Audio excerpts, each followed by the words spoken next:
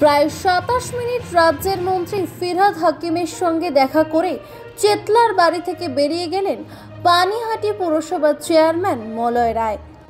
রাজ্যের মন্ত্রীর হাতে দিয়ে গেলেন খোদ ইস্তফাপত্র। যদিও নিয়ম মাফিক মন্ত্রী ইস্তফাপত্র নিতে পারেন না, সেক্ষেত্রে এসডিও এই ইস্তফাপত্র জমা নেবেন। খোদ মন্ত্রী নিজে মলয় রায়কে নিয়ে বেরিয়ে আসেন বাড়ি থেকে, এরপর গাড়িতে তুলে দেন। এদিন সাংবাদিকদের মুখোমুখিও হয়েছেন তিনি, কি বললেন শুনবো। সেটাই আমার সঙ্গে মন্ত্রীর কথা হয়েছে। মন্ত্রী আজকেও আমাকে ফোন করেছিলেন, আমি বলেছিলাম সন্ধ্যার পর আমি যাবো, গিয়ে ব্যাপারটা নিব।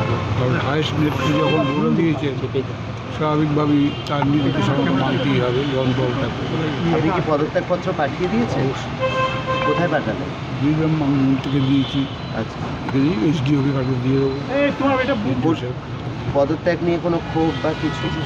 ক্ষোভের কিছু নেই, ক্ষোভের কিছু নেই। দলের সৈনিক কিসের ক্ষোভ? আমাদের পার্টির থেকে আমাদের নেত্রী ওনাকে দায়িত্ব দিয়েছিলেন পানিহাটি। নিশ্চয়ই নেত্রীর মাথায় কিছু আছে যে ওনাকে অন্য কোনো দায়িত্ব দেবেন বা পার্টির কোনো কাজে লাগাবেন। আমরা তো পার্টির সোলজার, নেত্রী যে কাজটা দেন সেই কাজটা করি। আবার কালকে বলবেন যে না এই কাজটা না, তুমি ওই কাজটা করো, আমরা সেই অপেক্ষায় থাকি, অন্য কাজ করবো। সুতরাং আমাদের তো চেয়ার নিয়ে জন্মায়নি, চেয়ার নিয়ে মরেও যাব না, কিন্তু পার্টির আদর্শ, পার্টির লয়ালিটি নিয়ে আছি এবং লয়ালিটি নিয়েই থাকবো।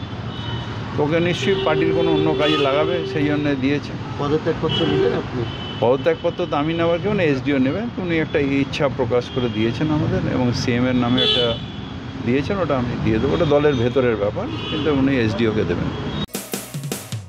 মানুষের পাশে, মানুষের সাথে আমরা আছি এই বাংলাতে। আপনারা দেখছেন সংবাদ শিরোনাম। দেখলেন তো অনেক কিছু, এবার দেখুন নতুন কিছু।